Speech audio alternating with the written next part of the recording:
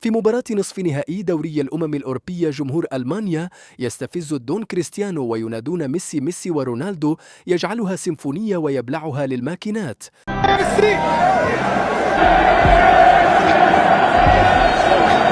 ينادون ميسي ميسي ميسي، لا تستفزون الدون يا عشاق الأسود. في هدف الحسم في المباراة بريمونتادا عظيمة بعد دخول فرانشيسكو كونسيساو وبطل أبطال أوربا فيتينيا ونيلسون سميدو. البرتغال تضع حدا للعقدة الألمانية وتتأهل إلى نهائي دوري الأمم الأوروبية بفضل رونالدو وكونسيساو الابن في أمسية كروية تاريخية على ملعب أليانز أرينا بمدينة ميونخ. نجح منتخب البرتغال في قلب الطاولة على نظيره الألماني وفاز عليه بنتيجة 2-1 ليبلغ نهائي دوري الأمم الأوروبية لأول مرة منذ 2019 تتويجه بنسخة 2019. المباراة التي أقيمت مساء الأربعاء شهدت لحظة رمزية ومؤثرة في تاريخ الكرة البرتغالية، جمعت بين أسطورة لا تزال تكتب المجد وموهبة ناشئة تواصل إرث والدها الكروي. البرتغال تكسر العقدة الألمانية بعد ربع قرن. لم يكن الفوز البرتغالي على ألمانيا مجرد تأهل إلى نهائي البطولة، بل كان كسرا لعقدة استمرت منذ عام 2000، حيث فشلت البرتغال في الفوز على المانشافت في جميع المواجهات الرسمية منذ ذلك الحين.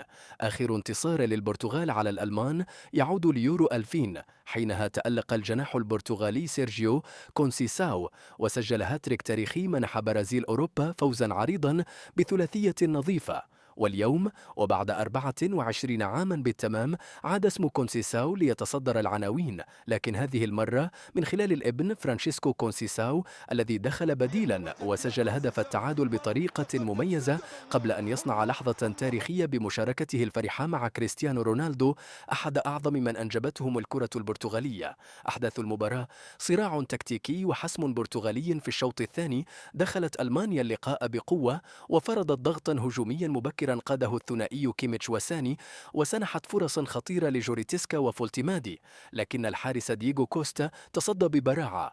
البرتغال بدورها حاولت عبر رونالدو ونيتو دون تهديد مباشر حتى نهاية الشوط الأول بالتعادل السلبي.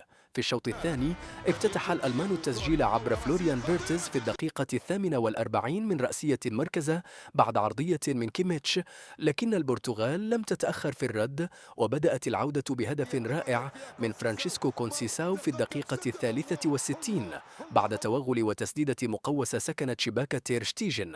وبعد 5 دقائق فقط أكمل القائد كريستيانو رونالدو العودة البرتغالية مستغلا تمريرة أرضية من نونو مينديز ليضع الكرة في المرمى الخالي بسهولة ويمنح منتخب بلاده التقدم في الدقيقة 68.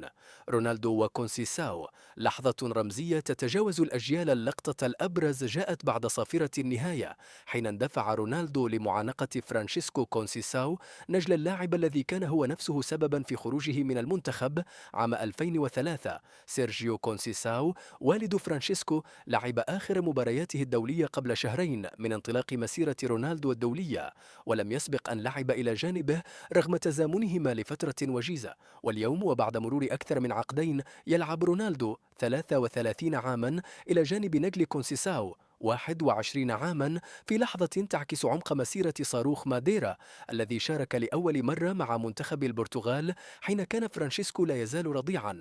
اللافت أن كونسيساو الأب كان قد سجل ثلاثية هاتريك ضد ألمانيا في يورو 2000 في مباراة تاريخية انتهت 3-0، وكأن القدر أراد أن يكمل الابن ما بدأه والده ويقود البرتغال من جديد إلى الفوز على المانشافت بعد طول غياب. النهائي المرتقب بانتظار الفائز من إسبانيا وفرنسا بهذا الفوز ضمنت البرتغال مقعدها في نهائي دوري الأمم الأوروبية، حيث تنتظر الفائز من مواجهة إسبانيا وفرنسا التي تقام مساء الخميس. وستكون الفرصة متاحة لرونالدو ورفاقه للظفر بلقب جديد يعزز الجيل الحالي من اللاعبين الذين باتوا يمزجون بين الخبرة والشباب، كما يواصل كريستيانو رونالدو تحدي الزمن بإضافة لحظات خالدة في مسيرته آخرها التفاهم والاحتفال مع شاب بدأ مسيرته من حيث انتهت مسيرة والده الدولية في تتابع كروي نادر ومؤثر. سيرجيو كونسيساو سجل هاتريك في شباك ألمانيا خلال يورو 2000. ابنه فرانشيسكو كونسيساو سجل سجل في شباك ألمانيا في نصف نهائي دوري الأمم الأوروبية 2025. كريستيانو رونالدو الذي حل محل الأب في عام 2003 يحتفل اليوم بالهدف الحاسم مع الابن، لحظة تجمع بين الماضي والحاضر وتعد بمستقبل أكثر إشراقا لكرة البرتغال.